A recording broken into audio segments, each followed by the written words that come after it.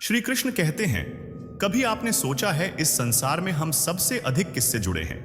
अब कोई कहेगा माता पिता, कोई कहेगा मित्र, कोई कहेगा पत्नी, तो कोई कहेगा संतान। नहीं, यदि इस संसार में हम किसी से जुड़े हैं तो वह है समय। समय ही हमारा भूत है, समय ही हमारा वर्तमान है और समय ही हमारा भविष्य है। और हम क्या करते हैं? सबसे अधिक जुड़े समय को, सबसे बहुमूल्य संपत्ति को हम नष्ट कर देते हैं। कोई भविष्य के ऊंचे सपनों को बुनता है, कोई बीते कल को कोसता है, किंतु तनिक सोचिए, बीता कल आपके सोच विचार करने से बदलने नहीं वाला। और भविष्य के विषय में सोच विचार करके यदि आप अपना वर्तमान नष्ट कर देते हैं तो आपका भविष्य भी बीते कल की ही भांति होगा। इसलिए आज के विषय में सोचिए, उसे उत्तम बनाइए। आपका भूतकाल और आपका भविष्य अपने आप उत्तम हो जाएगा। नमस्कार मित्रों, आप सभी का हमारे चैनल शब्दपुंज में हार्दिक स्वागत है। हम आपसे आग्रह करते हैं कि इस वीडियो को अंत तक जरूर देखें और अगर आपको हमारा यह प्रयास पसंद आए तो वीडियो को लाइक करें और नीचे कमेंट में जय श्री राधे कृष्ण लिखें।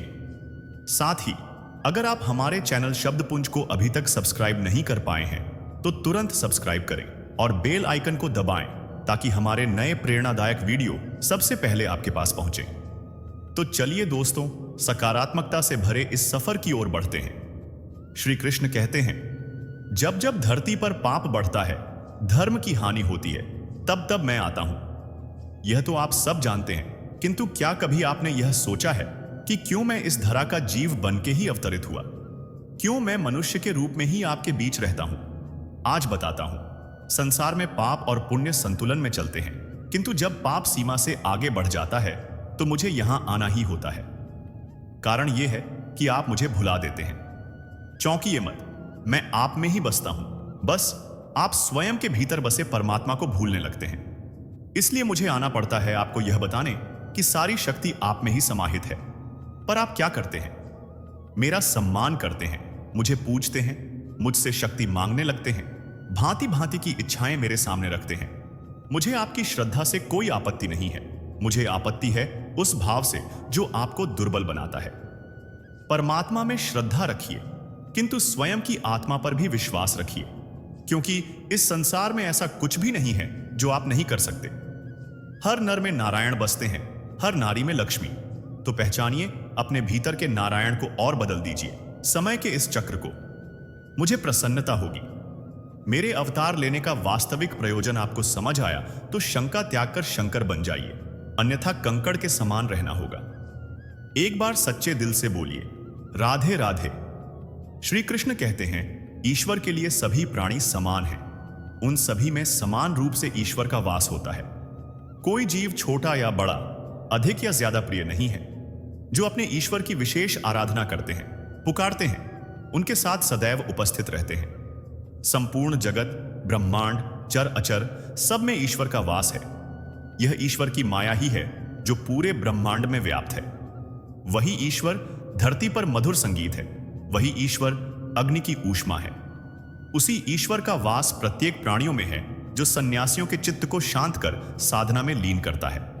वह आत्म संयम भी ईश्वर ही है। यह संसार नश्वर है। सुख दुख, हर्ष विषाद आदि लगे रहते हैं। क्षण भर के सुख से जो खुश नहीं होता और अशुभ होने पर जो दुखी नहीं होता, वह व्यक्ति सच्चा ज्ञानी होता है। उसे ध्यात होता है कि यहां सब कुछ क्षण भर के लिए होता है, भले ही वह सुख हो या दुख। यह जीवन कर्म प्रधान है। जो व्यक्ति कर्म करके, परिश्रम करके अपने लिए कुछ अर्जित करता है, वह वास्तविक रूप से उस फल का भागी है। अन्यथा वह चोर की भांति है जिसे बैठे बिठाए सब मिल जाता है। जिस व्यक्ति के पास आपके लिए मान सम्मान और कद्र ना हो, उनके साथ रहना व्यर्थ है। वह सदैव आपके लिए शत्रुता का भाव रखते हैं। ऐसे व्यक्ति के साथ रहने से उत्तम है कि आप अकेले रहें। जब समस्याओं पर हमारा वश नहीं चलता, हम आरोप लगाते हैं इस संसार पर और वहां के लोगों पर। सोचते हैं, काश यहां पर आया ही नहीं होता। एक किसान बंजर धरती पर जाता है और अपने परिश्रम से उसे लहलहाता खेत में परिवर्तित करता है। एक दर्जी जिसके पास एक सामान्य सा वस्त्र आता है, अपने परिश्रम से उसे एक सुंदर वेश में परिवर्तित कर देता है। आप भी परिश्रम कीजिए। यह महत्वपूर्ण नहीं है कि आप किस संसार में आए। यह महत्वपूर्ण नहीं है कि आप यहां कैसे आए। यदि कुछ महत्वपूर्ण है तो वह है कि जब आप गए तब आप इस संसार को कैसा छोड़कर गए। तो यह सोच के जिएं कि जो किसी के लिए नरक है उसे किसी का स्वर्ग बनाकर निकलोगे, तो आपका जीवन और आपका संसार दोनों धन्य हो जाएंगे। श्री कृष्ण कहते हैं, संसार में सबसे बड़ी शक्ति क्या है? अब आप में से कुछ कहेंगे शस्त्र की, कोई कहेगा बुद्धि की, तो कोई कहेगा बल की। किंतु ये सब अधूरे हैं। संसार में सबसे बड़ी शक्ति है मित्रता। यदि सच्ची मित्रता प्राप्त हो जाए तो वही सबसे बड़ा धन है। जब आप कठिनाइयों में होंगे तो मित्रता शस्त्र बनकर सहायता करेगी। मार्ग भटक जाओगे तो मित्रता शास्त्र बनकर आपका राह दिखाएगी। षड्यंत्र में फंस जाओगे तो बुद्धि बनकर बाहर निकालेगी। अकेले हो जाओगे तो ममता बनकर साथ निभाएगी। तो यदि इस संसार में कुछ कमाना है तो धन नहीं, मित्रता कमाओ। स्मरण रखिएगा, यदि इस संसार में मित्रता बनाना आपकी सबसे बड़ी दुर्बलता है तो आप इस संसार के सबसे शक्तिशाली प्राणी हैं। बाहरी सुंदरता की ओर कभी भी आकर्षित मत होना, क्योंकि अक्सर खूबसूरती में कई राज समाये होते हैं। जो काम आपसे हो सकता है वह कभी भी दूसरों से मत कराना, क्योंकि अक्सर लोगों में गलत फहमी उत्पन्न हो जाती है। कर्मों की गति इतनी प्रभावशाली होती है कि वह मरने के बाद भी आपका पीछा नहीं छोड़ती। इसलिए कभी भी अधर्म कार्य मत करना। कभी भी यह मत सोचो कि मैं उस कार्य को कल करूंगा। वह कल कभी नहीं आता, बल्कि आपने अपने जीवन का एक और दिन बर्बाद कर दिया। जब भी हम किसी के लिए बुरे शब्दों का प्रयोग करते हैं तो वह हमारे ऊपर ही हावी होते हैं, क्योंकि उसमें दूसरे का कोई दोष नहीं होता। कभी भी किसी के प्रति इतनी आसक्ति ना रखो कि उसके बगैर आपका कार्य चल ना सके, क्योंकि दूसरा तो केवल एक माध्यम होता है, सफर तो उसे खुद ही तय करना होता है। आज के युग में कोई भी सच्चा प्रेम नहीं करता। वह अपने ही स्वार्थ के लिए उसे चुनता है और वक्त निकलते ही उसे छोड़ देता है। जबकि सच्चा प्रेमी तो वह है जो बिना चाह के भी कभी आपका साथ नहीं छोड़ता। किसी भी व्यक्ति के पास इतना समय नहीं होता कि वह किसी की तारीफ कर सके, क्योंकि वह अपने बारे में अच्छा सुनने की इच्छा से दूसरे की तारीफ करता है। जब भी आपको लगे कि आप अकेले हैं तो किसी के सहारे के बजाय अपने अंदर झांकिए और उस सच्चे मित्र ईश्वर से पूछे जो हर समय आपके हित के लिए ही सोचता है। अगर सहारा किसी का जीवन बना देता है तो यह प्रकृति इतनी सुंदर ना होती, क्योंकि जो आगे बढ़ने के लिए सहारा ढूंढता है वह पहले से ही बहुत पीछे चला जाता है। श्री कृष्ण कहते हैं, वह सपने सच नहीं होते जो सोते वक्त देखे जाते हैं। सपने वही सच होते हैं जिनके लिए आप सोना ही छोड़ देते हैं। नींद तो बचपन में आती थी, अब तो बस थक कर सो जाते हैं। झाड़ू में जब तक बंधन होता है तब तक वह कचरे को साफ करता है। बंधन खुल जाने पर झाड़ू खुद कचरा बन जाता है। इसलिए हमेशा अपनों से बंधे रहिए, क्योंकि अनेकता में ही एकता होती है। जो कल था उसे भूल कर तो देखो, जो आज है उसे जी कर तो देखो। आने वाला पल खुद चलकर आएगा, कोशिश करके तो देखो। पछतावा अतीत नहीं बदल सकता और चिंता भविष्य नहीं संवार सकती। इसलिए वर्तमान का आनंद लेना ही जीवन का सच्चा सुख है। स्वाद छोड़ दो तो शरीर को फायदा, और विवाद छोड़ दो तो संबंधों को फायदा। उसी तरह व्यर्थ चिंता छोड़ दो तो जीवन को फायदा।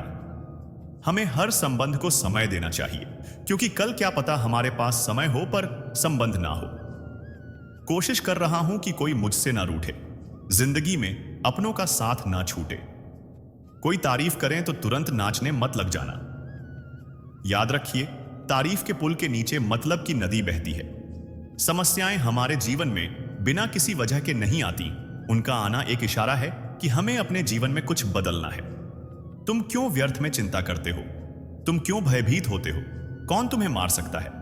आत्मा ना कभी जन्म लेती है, ना ही इसे कोई मार सकता है। यही जीवन का अंतिम सत्य है। जिसने मन को जीत लिया है उसने पहले ही परमात्मा को प्राप्त कर लिया है, क्योंकि उसने शांति प्राप्त कर ली है।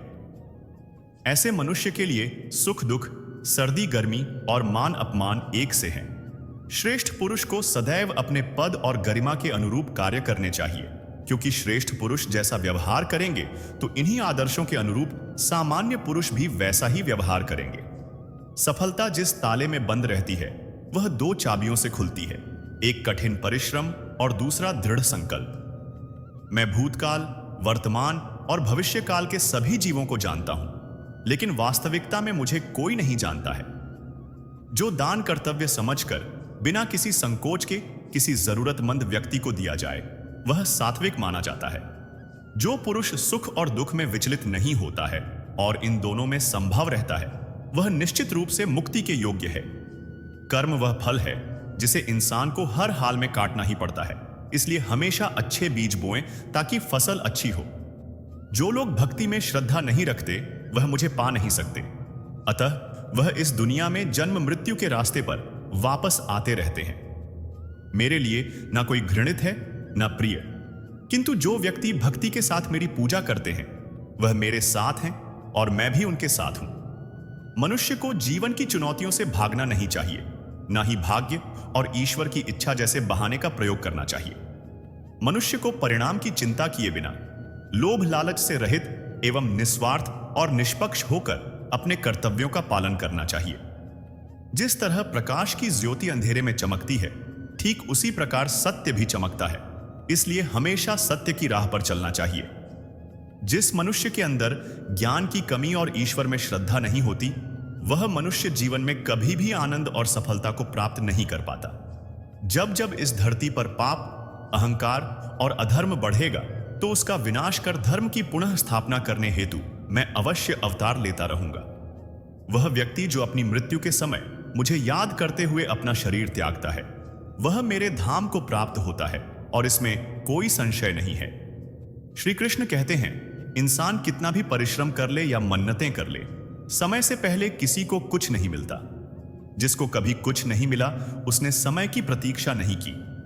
जीवन में जितना संघर्ष करोगे, सफलता की कीमत उतनी ही अधिक होगी, क्योंकि हीरे को तराशने में कई जख्मों से गुजरना पड़ता है। इस दुनिया में जो लोग सफल हुए हैं, उन्हें कोई वरदान नहीं था, ना ही उनका कोई विशेष जन्म हुआ था। वह अपनी मेहनत और कर्मों से ही महान बने हैं। जो मनुष्य धोखे से या कूटनीति से सफलता हासिल करता है, वह सबसे बड़ा पापी होता है, क्योंकि शायद उसने किसी जरूरतमंद का जीवन तबाह किया हो। किसी कार्य के प्रति अगर आपका नजरिया तथा लगन है, तो वह कार्य ना जानते हुए भी आपको आधी सफलता तो दिला ही देता है। किसी भी अच्छे कार्य को शुरू करने के लिए कभी भी शुभ मुहूर्त की तलाश ना करें, क्योंकि शुभ मुहूर्त तो वही था जब आपने उसके बारे में सोचा था। आलस्य मनुष्य का सबसे बड़ा शत्रु है। जिस शरीर में रहता है, उसका नाश कर देता है। योग करने से हमारा शरीर और मन जिस प्रकार से स्वस्थ होते हैं, उसी प्रकार से नियमित ध्यान करने से मस्तिष्क और हृदय पवित्र होता है।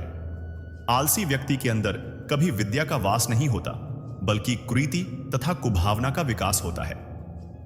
सत्य की हमेशा जिस प्रकार से जीत होती है, उसी प्रकार से परिश्रम की भी जीत होती है, भले उसमें थोड़ा समय अधिक लगता है। ज्ञान तो लगभग सभी के अंदर एक जैसा ही होता है, किंतु कुछ लोग उसको अपनी आदत बना देते हैं और कुछ लोग उसको अपनी सबसे बड़ी भूल बना देते हैं। श्री कृष्ण कहते हैं, हमारे पास अक्सर बहुत लोग आते हैं। कुछ को हम समय देते हैं, कुछ का हम तिरस्कार करते हैं, किंतु तिरस्कार कभी नहीं करना चाहिए। किसी व्यक्ति के पास आपके पास आने के 3 मुख्य कारण होते हैं: भाव, अभाव और प्रभाव। यदि कोई आपके पास प्रेम भाव से आए, तो उसे प्रेम दीजिए, सम्मान दीजिए। यदि कोई आपके पास अभाव में आए, तो उसकी आवश्यकता समझें और जितना हो सके स्वयं से उसकी सहायता करें। और यदि कोई आपके पास प्रभाव के कारण आए, तो उसको समुचित सम्मान दें। तो खुद को भाग्यशाली समझें कि कोई आपके प्रभाव में है, किंतु तिरस्कार कभी ना करें। तिरस्कार जन्म देता है कुंठा को, और कुंठा किसी को भी आपका शत्रु बना देती है। इसलिए मित्र बनाएं। श्री कृष्ण कहते हैं, मनुष्य का स्वभाव है कमाना, संग्रह करना, फिर चाहे वह धन हो, नाते हो, संबंध हो या प्रसन्नता। परंतु क्या आपने कभी सोचा है, नियति ने यह संग्रह करने की प्रकृति मनुष्य में क्यों डाली? एक बीज से पौधा पनपता है, उसके भोजन से फल संग्रहित होता है। क्यों? इसलिए ताकि वृक्ष उसे स्वयं खा सके? नहीं, बल्कि इसलिए ताकि वह भूखे जीवों में बांट सके। अब आप पूछेंगे, इसमें वृक्ष का क्या लाभ? लाभ है क्योंकि जो बांटता है वह मिटता नहीं। जो फल ये जीव खाते हैं, वह उसके बीजों को वातावरण में बिखेर देते हैं, जिससे जन्म लेते हैं नए वृक्ष। उसकी जाति, उसका गुण, उसकी मिठास सुरक्षित हो जाती है। इसीलिए याद रखिए, अमीर होने के लिए एक एक क्षण संग्रह करना पड़ता है, किंतु अमीर बनने के लिए एक एक कण बांटना पड़ता है। श्री कृष्ण कहते हैं, मन बड़े ही विचित्र कृति है। यह मन शरीर के किस अंग में बसता है कोई नहीं जानता, किंतु संपूर्ण शरीर इस मन की इच्छा साकार करने के लिए प्रयास करता रहता है। अब यदि मन कुछ खाने का करे तो व्यक्ति उसकी इच्छा साकार करने का माध्यम ढूंढता रहता है। अब यदि मन किसी को शत्रु समझ ले तो व्यक्ति उसे नष्ट करने का हर संभव प्रयास करता है। अब यदि मन किसी से प्रेम करे तो उसकी प्रसन्नता के लिए हर सीमा लांघने के लिए सज्ज रहता है। परंतु जीवन सुखद हो, इसके लिए यह आवश्यक है कि मन खाली रहे, जैसे एक बांसुरी की भांति। भीतर कुछ भी नहीं, ना राग है ना द्वेष, तब भी तार छेड़ने पर स्वर निकलता है। इसी प्रकार मन को भी भावनाओं से मुक्त रखना आवश्यक है। स्मरण रखिए, मन में कुछ भरकर जियोगे तो मन भर के जी नहीं पाओगे।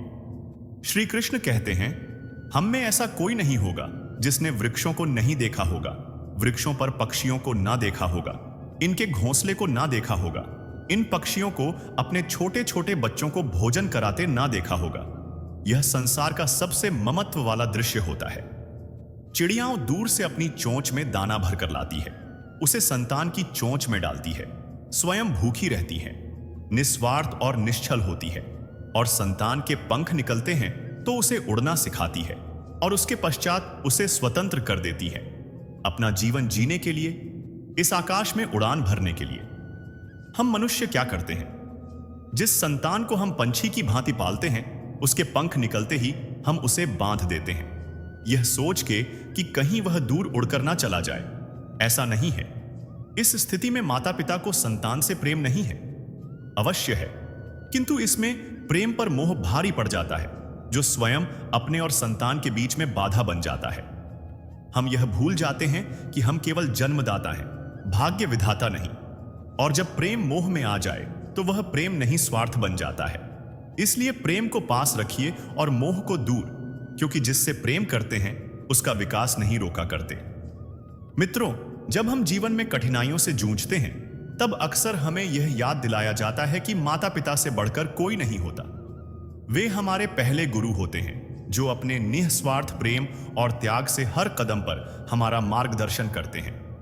उनकी भूमिका सिर्फ हमें जन्म देने तक सीमित नहीं होती, बल्कि वे हमारे जीवन की हर छोटी बड़ी चुनौती में हमारा सहारा बनते हैं। आज जो कुछ भी हम बन पाए हैं, उसमें उनके संघर्ष, त्याग और असीमित प्रेम का बहुत बड़ा योगदान है। आज की भागदौड़ भरी जिंदगी में हम कभी कभी अपने माता पिता की अहमियत को नजरअंदाज कर देते हैं। हम ये सोचते हैं कि उनके विचार पुराने हो गए हैं, कि उनका दृष्टिकोण आज की दुनिया के हिसाब से नहीं है। लेकिन सच्चाई इससे बहुत अलग है। जैसे एक पेड़ की जड़ें उसकी स्थिरता का आधार होती है, वैसे ही माता पिता हमारे जीवन की नींव होते हैं। अगर हम उनकी उपेक्षा करेंगे तो हमारा जीवन भी उस पेड़ की तरह अस्थिर हो जाएगा जिसकी जड़ें कमजोर हो चुकी हों। उनका अनुभव हमारे लिए एक अमूल्य धरोहर है। जब हम संघर्षों में उलझे होते हैं तो उनका संबल ही हमें ढांढस देता है। उनके साथ बिताए छोटे छोटे पल, उनकी सिखाई गई सीखें और उनका निस्वार्थ प्रेम हमारी जिंदगी का सबसे कीमती खजाना है। हमें कभी यह नहीं भूलना चाहिए कि जब हम असफल होते हैं, थक जाते हैं, तब हमारे माता पिता ही वो लोग होते हैं जो बिना किसी स्वार्थ के हमें फिर से खड़ा करने के लिए अपना सब कुछ न्योछावर कर देते हैं। माता पिता की अहमियत सिर्फ तब तक नहीं है जब हम बच्चे होते हैं। उनके साथ का महत्व हर उम्र में, हर पल बना रहता है। कृष्णपुर नामक गांव में रामस्वरूप और गीता एक साधारण और गरीब परिवार से थे, जो अपने बेटे विवेक पर गर्व करते थे। उन्होंने अपना हर सुख त्याग कर विवेक को बड़ा किया ताकि वह पढ़ लिख कर एक सफल व्यक्ति बन सके। विवेक ने उनके सपनों को साकार किया जब वह शहर गया और अपनी मेहनत से एक बड़ी कंपनी खड़ी कर ली। अब विवेक अमीर और प्रसिद्ध हो चुका था, लेकिन यह अमीरी धीरे धीरे उसे उसके माता पिता से दूर ले गई। सफलता ने उसे घमंडी बना दिया और अब उसे अपने माता पिता की कोई परवाह नहीं थी। उसने कभी उनकी आर्थिक सहायता करने की भी नहीं सोची। धीरे धीरे रामस्वरूप और गीता के पास जीने के लिए साधन कम होते गए। गांव के लोग सहानुभूति दिखाते थे, लेकिन विवेक के माता पिता की हालत दिन ब दिन बिगड़ती जा रही थी। बेटे के इंतजार में रामस्वरूप और गीता की तबीयत खराब होने लगी। उनके पास पैसे नहीं थे जिससे वे अपना इलाज करा पाते। एक दिन तो ऐसा भी आया जब उन्हें गांव के मंदिर के बाहर भिक्षा मांगनी पड़ी ताकि वे 2 वक्त की रोटी जुटा सकें। उनका शरीर धीरे धीरे कमजोर होता गया, लेकिन विवेक अपनी सफलता में इतना डूब चुका था कि उसे इस बात का कोई अंदाजा नहीं था। गीता अक्सर रोते हुए कहती, क्यों हमारा विवेक हमें भूल गया। हमने उसे अपनी सारी खुशियां दी और आज वह हमें भुलाकर बैठा है। रामस्वरूप चुपचाप उसकी बातें सुनते थे, लेकिन वह जानते थे कि उनका बेटा अब उन्हें कभी देखने नहीं आएगा। गांव वालों को भी उनकी दुर्दशा देखकर दुख होता था, लेकिन वे उनकी पूरी मदद नहीं कर सकते थे। तभी एक दिन गांव में एक साधु का आगमन हुआ।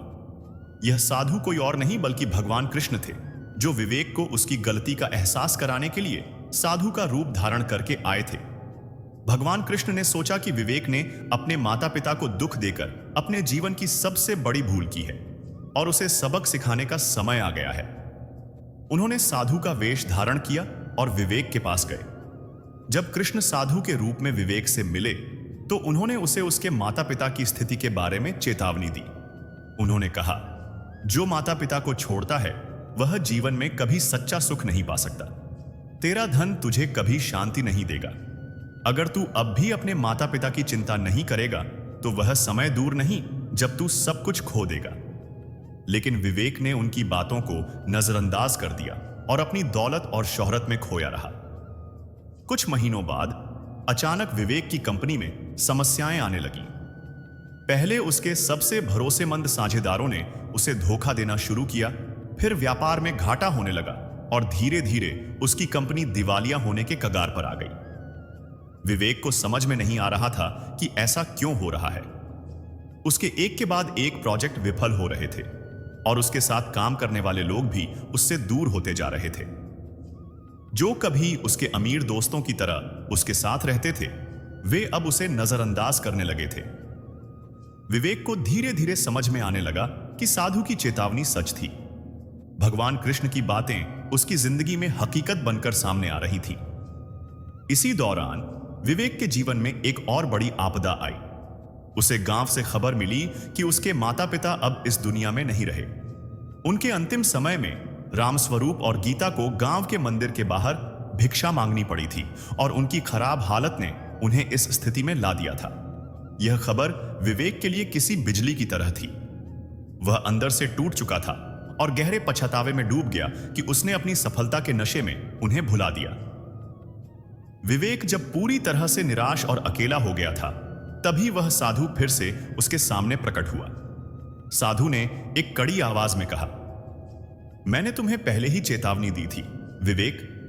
माता पिता का दुख भगवान के आशीर्वाद को भी छीन लेता है।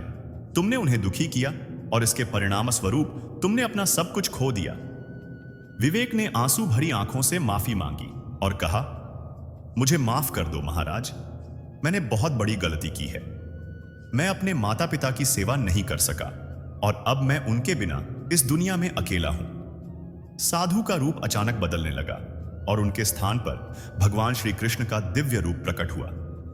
विवेक ने यह देखकर आश्चर्य में आकर उनके चरणों में गिरते हुए कहा, प्रभु, आप साधु के रूप में मुझे मार्गदर्शन देने आए थे। भगवान कृष्ण ने विवेक को उठाया और कहा, हां विवेक, मैंने तुम्हें सही रास्ता दिखाने के लिए साधु का रूप धारण किया था। जो व्यक्ति अपने माता पिता को दुख देता है वह जीवन में कभी सच्ची सफलता और शांति नहीं पा सकता। लेकिन तुमने सच्चे दिल से अपनी गलती का एहसास किया है, इसलिए मैं तुम्हें एक और मौका दे रहा हूं। भगवान कृष्ण ने विवेक को आशीर्वाद दिया और कहा, अब तुम्हें अपने माता पिता के नाम पर सेवा करनी होगी। तुम्हें कृष्णपुर गांव में उनकी याद में लोगों की भलाई के लिए काम करना होगा। यही तुम्हारे जीवन की नई शुरुआत होगी। विवेक ने भगवान कृष्ण के सामने वचन दिया कि वह अपने माता पिता के नाम पर गरीबों की सेवा करेगा और गांव में एक स्कूल और अस्पताल बनवाएगा ताकि और किसी को उसके माता पिता की तरह कष्ट ना उठाना पड़े। भगवान कृष्ण के आशीर्वाद से विवेक की जिंदगी फिर से पटरी पर आने लगी। उसने अपने माता पिता की स्मृति में कृष्णपुर गांव में समाज सेवा के कई कार्य शुरू किए। गांव में गरीब बच्चों के लिए एक बड़ा स्कूल बनवाया और एक अस्पताल की स्थापना की जहां गरीबों का मुफ्त में इलाज हो सके। विवेक अब पूरी तरह से बदल चुका था। उसने अपनी शेष जिंदगी अपने माता पिता की याद में समर्पित कर दी और उनके नाम का सम्मान करते हुए लोगों की सेवा की। अब वह जान चुका था कि सच्ची दौलत माता पिता का आशीर्वाद और उनके साथ बिताया हुआ समय होता है। इस कहानी से हमें यह सीख मिलती है कि जीवन में माँ बाप से बढ़कर कोई नहीं होता। उनका दुख किसी भी व्यक्ति के जीवन को बर्बाद कर सकता है, जबकि उनका आशीर्वाद सबसे बड़ी दौलत होती है।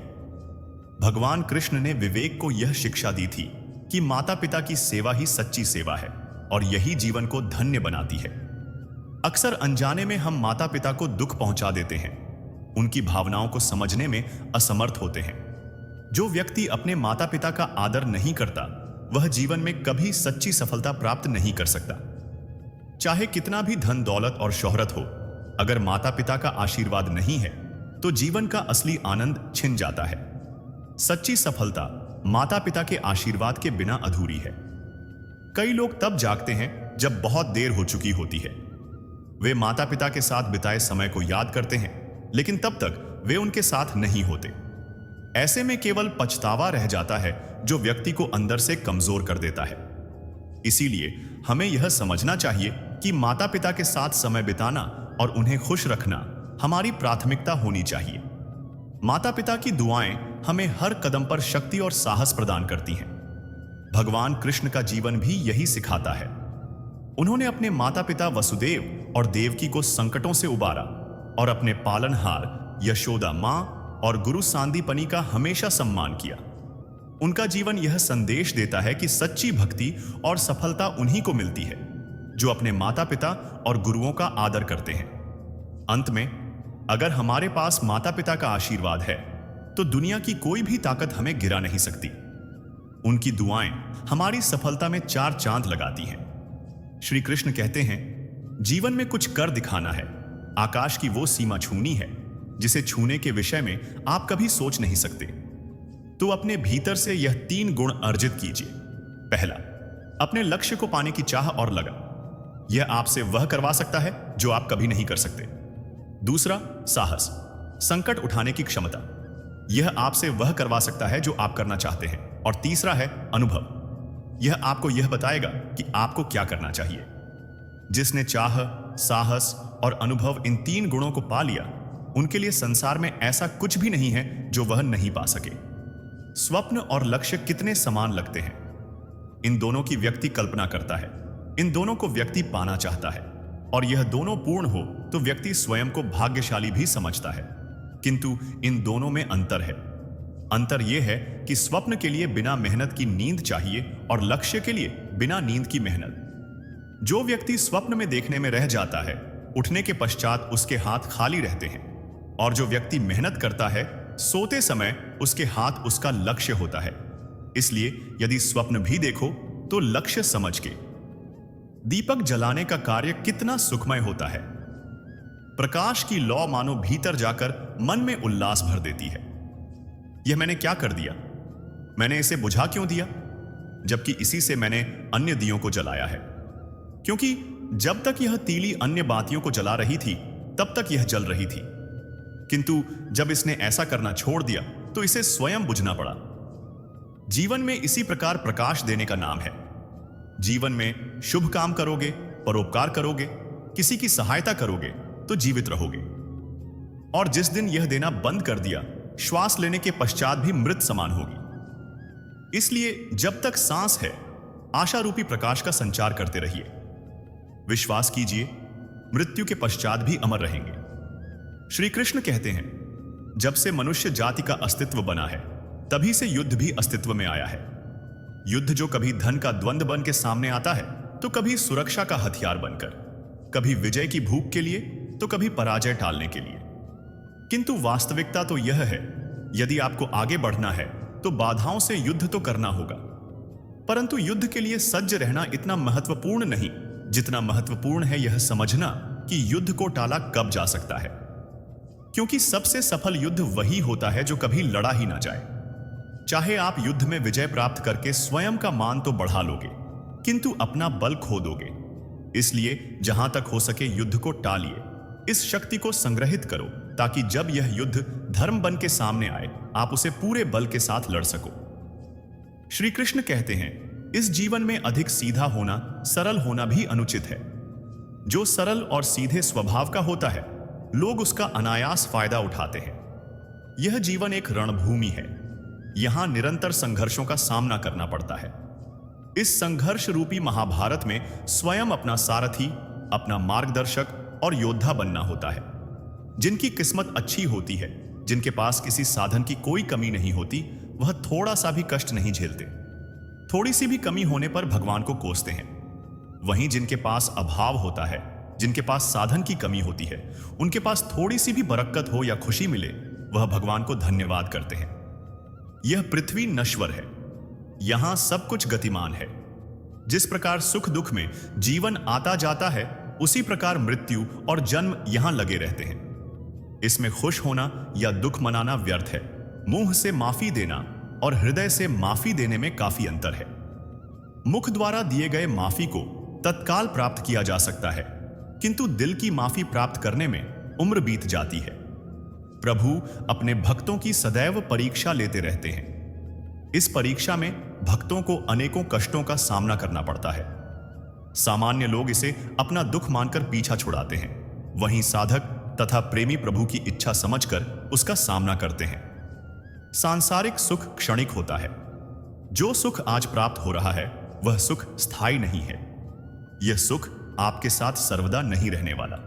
आपको दुख भी प्राप्त होगा, परंतु संसार से वियोग अर्थात मुक्ति परम आनंद को प्राप्त कराती है। यह ईश्वर तक पहुंचाती है। माना जाता है कि जीवन के पूर्व कर्मों का फल इसी जन्म में होता है। जितने भी रिश्ते नाते सुख दुख व्यक्तिगत जीवन में प्राप्त होते हैं, वह पूर्व जन्मों का फल है। वरना कौन इतनी बड़ी दुनिया में आपसे दिल लगाता है। राधा और कृष्ण दोनों अवतारी थे। दोनों का जन्म कुछ विशेष परिस्थितियों के लिए हुआ था। उन दोनों का मिलना बिछड़ना बस एक प्रक्रिया मात्र थी, जिनके माध्यम से प्रेम का वास्तविक रूप समाज में दिखाना था। आस्था और प्रेम पर व्यक्ति का स्वयं नियंत्रण होता है। जहां आस्था और प्रेम लग जाता है, वहीं श्री कृष्ण के दर्शन हो जाते हैं, क्योंकि श्री कृष्ण सर्वव्यापी हैं। कृष्ण को जो भी भक्त सच्चे हृदय से पुकारता है, वह उनके साथ सदैव खड़े हो जाते हैं। प्रहलाद जैसा विश्वास, भीलनी जैसी आशा और द्रौपदी जैसी पुकार, मीरा जैसा इंतजार अगर सभी शुद्ध हो तो कृष्ण को तो आना ही पड़ता है। आशाएं व्यक्ति को दुख के मार्ग पर ले जाती हैं। आशाएं बड़ी प्रबल होती हैं। आशा अनुरूप कार्य होने पर जहां खुशी मिलती है, वहीं आशा के विरुद्ध कार्य होने पर दुख का पहाड़ टूट जाता है। व्यक्ति जीवन में आशा दुख का प्रमुख कारण है। हम अपने संबंधों के साथ जीते हैं, उत्सव मनाते हैं, खेलते हैं, खाते हैं, आनंद मनाते हैं। किंतु जब कोई प्रिय हमसे दूर चला जाता है, इस संसार से चला जाता है, तब हम दुर्बल हो जाते हैं, सदा दुखी रहते हैं। क्या यह होना चाहिए? इस प्रकृति को देखिए। वृक्ष पत्तों के झड़ने से शोक नहीं मनाता, वह नए पत्तों के आने का स्वागत करता है। कल आप भी किसी स्थान पर आए थे और कल आपके स्थान पर कोई और अवश्य आएगा, क्योंकि यह परिवर्तन है। यह प्रकृति का नियम है। इसमें शोक कैसा? जो छूटा उसका शोक मनाने के स्थान पर जो मिलेगा या जो आपके पास है, उसका आनंद उठाइए। जो लोग यह कहते हैं कि अपनों के आगे झुकने में बुराई नहीं, उन्हें मालूम होना चाहिए कि जो अपने होते हैं वह कभी झुकने नहीं देते। श्री कृष्ण कहते हैं, जब से मनुष्य का जन्म हुआ है, जान पहचान का महत्व है। आज के युग में तो व्यक्ति का मूल्यांकन ही इससे किया जाता है कि उसकी पहचान कहां तक है। क्यों? आपके आसपास भी कई ऐसे लोग होंगे जो पहचान के बल पर आपको लाभ देंगे। ऐसे कई लोग होंगे जो पहचान से काम पालेंगे, धन अर्जित कर लेंगे। किंतु आप तनिक सोचिए, क्या यह ठीक है? पहचान से मिला काम आपके साथ तब तक रहेगा जब तक आपके उनसे मधुर संबंध होंगे। संबंधों में खटास आई और काम निकल गया हाथ से। तो अब क्या किया जाए? इसका उत्तर है, अपना काम पूरे मन से करो, अपना काम निश्चल भाव से करो, क्योंकि पहचान से मिला काम अधिक समय तक नहीं टिकेगा, किंतु काम से मिली पहचान युगों युगों तक टिकेगी। श्री कृष्ण कहते हैं, किसी में भी अकेले दुनिया को बदलने की ताकत नहीं है, लेकिन आप पानी में एक पत्थर फेंककर कई तरंगे पैदा करने के समान बहुत कुछ कर सकते हैं। हर कोई जानता है कि हम क्या हैं, पर यह नहीं जानते कि हम क्या बन सकते। अगर आपने अंदर की खूबी को पहचान लिया तो आप सब कुछ प्राप्त कर सकते हैं। जीवन में कभी भी दुख से ना डरो, क्योंकि जब ठोकर लगती है तभी मनुष्य सीख आता है और संभल कर चलता है। मनुष्य की गलतफहमी है कि भाग्य ही सब कुछ है, लेकिन भाग्य नाम की कोई चीज नहीं होती। इसकी केवल मनुष्य ही पूजा करता है। अगर मनुष्य अपने जीवन में यह सोचता है कि उसके सोचने मात्र से कार्य सफल हो जाएंगे, तो यह उसकी सबसे बड़ी भूल होगी, क्योंकि शेर को भी अपना शिकार खुद ही करना पड़ता है। भाग्य तभी होता है जब मनुष्य कर्म करता है, और कर्म नहीं करता है तो वही भाग्य अभिशाप बन जाता है। मानव का भाग्य पूर्व जन्मों के कर्मों से बनता है और वर्तमान जीवन में उस कर्म के प्रति कर्तव्य निष्ठ होकर कार्य करने से ही वह सफल हो पाता है। मनुष्य को हमेशा यह सोचना अनिवार्य है कि जो भी कर्म मैं कर रहा हूं उसका संतान पर वैसा ही प्रभाव पड़ेगा, अर्थात पुत्र के अंदर भी वही गुण विद्यमान होंगे। मानव के जीवन में संगति का असर बहुत पड़ता है। अपनी बराबरी की संगति भी उतना प्रभाव नहीं करती जितना कि श्रेष्ठ लोगों की संगति से जीवन सुधरता है। मनुष्य दुनिया तभी बदल सकता है जब वह खुद में परिवर्तन करे। अगर आपका स्वभाव अच्छा है तो आपको कैसा भी समाज क्यों ना मिले, आप में कोई भी अवगुण समाहित नहीं हो सकते। मनुष्य को कोई भी कार्य बिना सोचे समझे नहीं करना चाहिए, क्योंकि बाद में यही आपत्ति का कारण बनता है। और थोड़ा सोचें और कार्य को सफल करें। व्यक्ति को पता रहता है कि लोभ ही उसके दुखों और विनाश का कारण है, फिर भी उसे छोड़ना नहीं चाहता, जबकि छोड़ने में ही भलाई है। जीवन में याद रखना, कभी किसी कस्मों का अग्रमी मत बनना, क्योंकि कार्य सिद्ध होने पर सबको सवासी मिलती है और बिगड़ने पर उसी व्यक्ति को क्षति पहुंचती है। ऐसा जन्म भी किसी किसी का होता है जो जीवन में कितना भी संकट क्यों ना आ जाए, वह कभी अपना धैर्य नहीं खोते, और वही व्यक्ति महान लोगों की श्रेणी में गिने जाते हैं। जन्म लेने वालों के लिए मृत्यु उतना ही निश्चित है जितना कि मृत्यु होने वालों के लिए जन्म लेना। इसलिए जो अपरिहार्य है उस पर शोक मत करो। वह जो वास्तविकता में मेरे उत्कृष्ट जन्म और गतिविधियों को समझता है, वह शरीर त्यागने के बाद पुनः जन्म नहीं लेता और मेरे धाम को प्राप्त होता है। जो होने वाला है वह होकर ही रहता है, और जो नहीं होने वाला कभी नहीं होता। ऐसा निश्चय जिनकी बुद्धि में होता है उन्हें चिंता कभी नहीं सताती है। अपने परम भक्तों जो हमेशा मेरा स्मरण या एक चित्त मन से मेरा पूजन करते हैं, मैं व्यक्तिगत रूप से उनके कल्याण का उत्तरदायित्व लेता हूं। जो कोई भी व्यक्ति जिस किसी भी देवता की पूजा विश्वास के साथ करने की इच्छा रखता है, मैं उस व्यक्ति का विश्वास उसी देवता में दृढ़ कर देता हूं। अच्छे कर्म करने के बावजूद भी लोग केवल आपकी बुराइयां ही याद रखेंगे, इसलिए लोग क्या कहते हैं इस पर ध्यान मत दो, तुम अपना कर्म करते रहो। मानव कल्याण भागवत गीता का प्रमुख उद्देश्य है, इसलिए मनुष्य को अपने कर्तव्यों का पालन करते समय मानव कल्याण को प्राथमिकता देना चाहिए। इतिहास कहता है कल सुख था, विज्ञान कहता है कल सुख होगा, लेकिन धर्म कहता है अगर मन सच्चा और दिल अच्छा हो तो हर रोज सुख होगा। क्रोध से भ्रम पैदा होता है, भ्रम से बुद्धि व्यग्र होती है। जब बुद्धि व्यग्र होती है तो तर्क नष्ट हो जाता है, और जब तर्क नष्ट होता है तब व्यक्ति का पतन होता है। अपने आप को ईश्वर के प्रति समर्पित कर दो, यही सबसे बड़ा सहारा है। जो कोई भी इस सहारे को पहचान गया है वह डर, चिंता और दुखों से आजाद रहता है। जो मनुष्य जिस प्रकार से ईश्वर का स्मरण करता है उसी के अनुसार ईश्वर उसे फल देते हैं।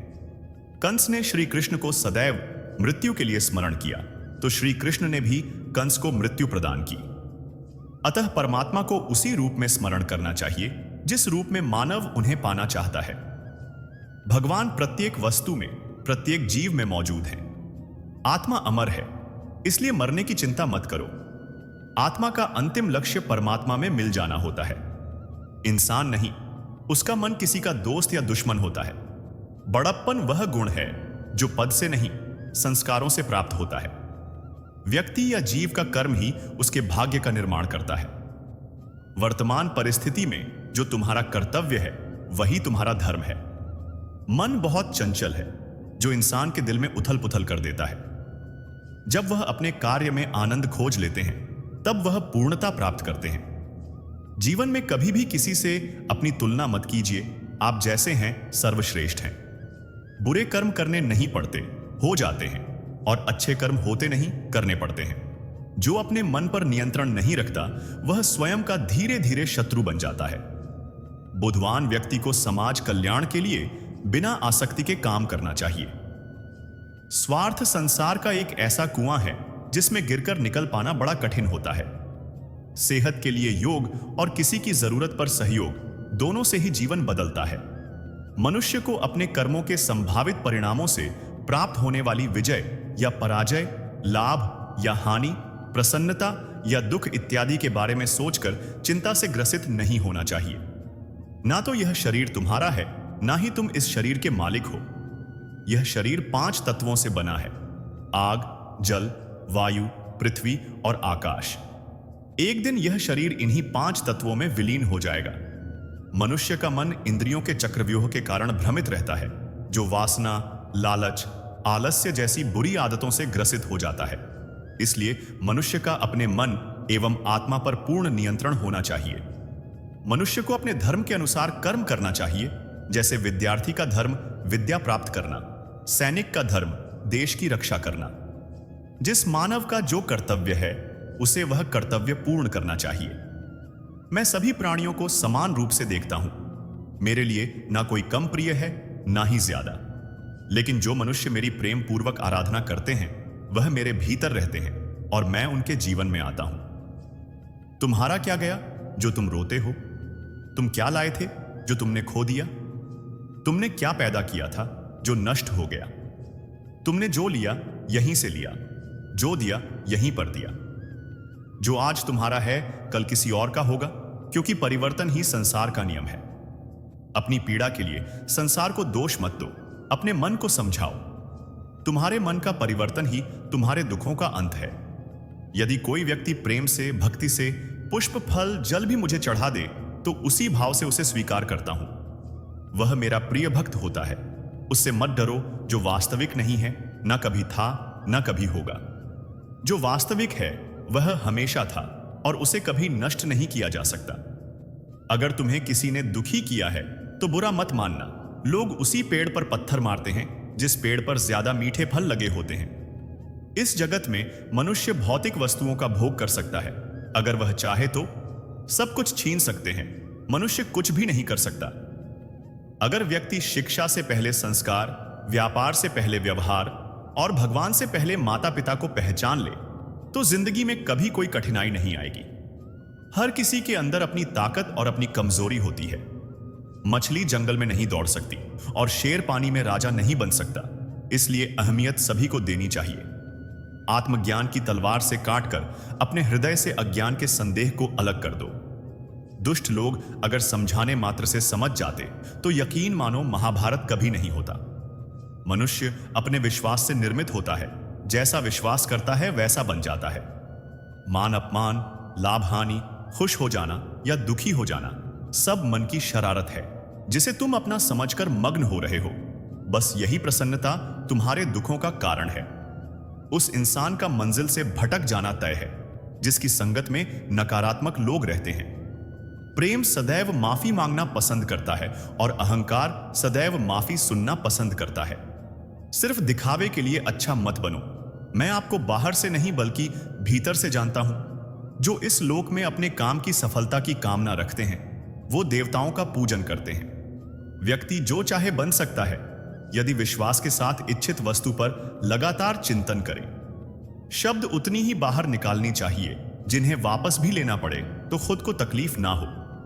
पराइयों को अपना बनाना उतना मुश्किल नहीं है जितना अपनों को अपना बनाए रखना होता है। इंसान की सोच ही सबसे बड़ी पहचान है, वरना दुनिया में एक नाम के अनेक इंसान हैं। मनुष्य का जीवन केवल उसके कर्मों पर चलता है। जैसा कर्म वैसा जीवन। मन अशांत हो तो उसे नियंत्रित करना कठिन है, लेकिन अभ्यास से इसे वश में किया जा सकता है। दिव्यता केवल शक्तिशाली होने में नहीं, बल्कि वास्तविक दिव्यता दूसरों में शक्ति जागृत करने में है। मन की गतिविधियां, होश, श्वास और भावनाओं के माध्यम से भगवान की शक्ति सदा तुम्हारे साथ है। जीवन में वाणी को संयम में रखना अनिवार्य है, क्योंकि वाणी से दिए हुए घाव कभी भरे नहीं जा सकते। जब हम स्वयं जीवन के शिल्पकार हैं तो चलो हम अपनी मुश्किलों को हराते हैं, जीवन में मुस्कुराते हैं। एक बार माफ करके अच्छे बन जाओ, पर दोबारा उस इंसान पर भरोसा करके बेवकूफ कभी ना बनो। ना हार चाहिए, ना जीत चाहिए। जीवन में अच्छी सफलता के लिए परिवार और कुछ मित्र का साथ चाहिए। दुखों का अंत होता है और शांत चित्त मनुष्य की बुद्धि शीघ्र स्थिर होकर परमात्मा से युक्त हो जाती है। एक समय की बात है, गांव के एक किनारे पर श्याम नाम का एक बुजुर्ग व्यक्ति रहता था। उसकी सफेद घनी दाढ़ी और पुराने फटे कपड़े उसकी सादगी और गरीबी की झलक दिखाते थे, लेकिन उसकी आंखों में एक खास चमक थी जिसे शायद ही किसी ने समझा हो। लोग अक्सर सोचते कि श्याम इस कठिन जीवन में भी इतना शांत और संतुष्ट कैसे रह सकता है। हर सुबह श्याम अपने छोटे से कच्चे मकान के सामने बैठकर भगवान कान्हा के भजन गाता और गांव वाले उसकी मधुर आवाज सुनकर अपनी सुबह की शुरुआत करते थे। श्याम की जिंदगी में उसकी सबसे बड़ी दौलत उसकी अटूट भक्ति थी। उसके पास न पैसा था, न कोई संपत्ति, लेकिन उसके पास कुछ था जो अनमोल था, भगवान श्री कृष्ण पर उसका अडिग विश्वास। एक दिन गांव के कुछ नौजवानों ने श्याम का मजाक उड़ाते हुए कहा, बाबा, तुम भगवान पर इतना विश्वास करते हो, फिर भी तुम्हारी हालत ऐसी क्यों है? क्या भगवान ने तुम्हारी कभी मदद नहीं की? यह सुनकर श्याम हल्के से मुस्कुराया और बोला, भगवान ने मेरी मदद उसी दिन कर दी थी जब मैंने पहली बार उनका नाम लिया था। मेरे पास जो शांति और संतोष है उसे किसी दौलत से खरीदा नहीं जा सकता। लेकिन गांव में सब ऐसा नहीं मानते थे। कुछ लोगों को श्याम के विश्वास पर संदेह हुआ। गांव के सबसे धनी व्यक्ति देवदास ने श्याम की परीक्षा लेने का फैसला किया। उसने सोचा, अगर भगवान श्याम की सुनते हैं तो इसे परखा जाना चाहिए। उसने अपने नौकरों से श्याम के घर में चोरी करवाने का आदेश दिया। श्याम के पास जो कुछ भी था, कुछ पुराने बर्तन और एक पुरानी भगवत गीता, वह सब चोरी हो गया। अगले दिन जब गांव वाले श्याम के पास पहुंचे तो उन्होंने देखा कि उसका घर पूरी तरह खाली हो चुका था। सबको लगा कि श्याम अब उदास हो जाएगा, लेकिन इसके विपरीत श्याम अब भी उसी शांत और संतोष भरी मुद्रा में बैठा भगवान का नाम जप रहा था। यह देखकर देवदास और बाकी लोग चकित रह गए। देवदास ने कहा, बाबा, अब आपके पास कुछ भी नहीं बचा, क्या अब भी आप कहेंगे कि भगवान आपकी मदद करेंगे? श्याम ने हंसते हुए उत्तर दिया, जो कुछ था वह भगवान का था, उन्होंने लिया तो क्या हुआ? मेरी असली दौलत मेरे दिल में है, भगवान कान्हा की भक्ति। जो चीजें चली गईं वे सिर्फ स्थायी थी। तभी गांव में एक अनोखी घटना घटी। श्याम के घर के पास लगे एक पेड़ की जड़ से अचानक कुछ चमकता हुआ बाहर निकला। गांव वाले और देवदास उस ओर दौड़े और देखा कि जमीन के अंदर से सोने के सिक्के निकल रहे थे। यह देखकर सभी हैरान रह गए। देवदास सोचने लगा कि शायद श्याम की भक्ति का यह फल है। लोग कहने लगे, बाबा, यह तो चमत्कार है। श्याम ने गहरी सांस ली और मुस्कुराते हुए कहा, यह भगवान का संकेत है कि जो सच्चे मन से भक्ति करता है उसकी हर जरूरत का ध्यान रखा जाता है। लेकिन यह सोना मेरे लिए नहीं है, इसे गांव के गरीब लोगों में बांट दो। भगवान ने इसे उनके लिए भेजा है जो इसकी सच्ची जरूरत में है। इस घटना के बाद गांव के सभी लोग श्याम के पास आए और अपनी गलतियों के लिए माफी मांगी। देवदास ने भी अपनी संपत्ति का एक बड़ा हिस्सा गांव के गरीबों में बांटने का संकल्प लिया। श्याम ने सभी को समझाया कि सच्ची भक्ति का अर्थ सिर्फ पूजा पाठ नहीं, बल्कि भगवान पर अटूट विश्वास और दूसरों की सेवा में है। यह कहानी श्याम की है, जिसने सादगी और सच्ची भक्ति से भगवान को पाया और गांव के लोगों को भी यह सिखाया कि सच्ची दौलत मन की शांति और संतोष में होती है, न कि भौतिक वस्तुओं में। इस कहानी का संदेश सरल और गहरा है। सच्ची भक्ति केवल मंदिरों में पूजा अर्चना करने में नहीं, बल्कि दूसरों की सेवा करने और ईश्वर पर बिना किसी शर्त के विश्वास रखने में है। श्याम की तरह, जिसने अपनी जिंदगी में कुछ भी न होने पर भी अपनी भक्ति और विश्वास को डगमगाने नहीं दिया, हमें भी इस बात को समझना चाहिए कि असली संपत्ति शांति और संतोष है। आखिरकार भगवान उन लोगों का ध्यान रखते हैं जो निस्वार्थ भाव से उनकी भक्ति करते हैं। श्याम ने न केवल गांव वालों को यह सिखाया, बल्कि देवदास जैसे धनी व्यक्ति को भी जीवन का असली अर्थ समझाया कि भक्ति और सेवा ही सबसे बड़ी दौलत है। मित्रों, अगर इस वीडियो से आपको कुछ भी नया सीखने को मिला हो तो कृपया कमेंट सेक्शन में जय श्री राधे कृष्ण लिखना न भूलें। साथ ही इस वीडियो को लाइक और अपने दोस्तों के साथ शेयर जरूर करें। अगर आप हमारे चैनल पर नए हैं तो इसे सब्सक्राइब करें और बेल आइकन को ऑल पर सेट करें ताकि आपको हमारे सभी नए वीडियो की जानकारी मिल सके। आपके समर्थन के लिए धन्यवाद। जय श्री राधे कृष्णा।